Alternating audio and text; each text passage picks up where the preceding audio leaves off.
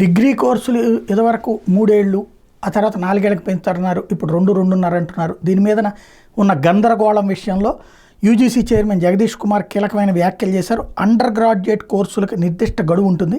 Degree course సాధారణంగా 3 ఏళ్లలో పూర్తవుతాయి.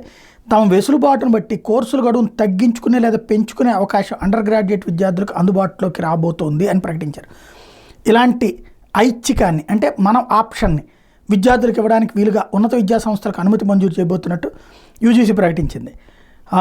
Accelerated degree programme ADP, extended degree programme ఈడీపీలని ఆఫర్ చేసే విషయంలో ప్రామాణిక నియమావళికి యూజీసీ ఇటీవల ఆమోదముద్ర వేసింది. దీని మీద ప్రజల నుంచి సలహాలు, సూచనలు ఆహ్వానించబోతున్నారు.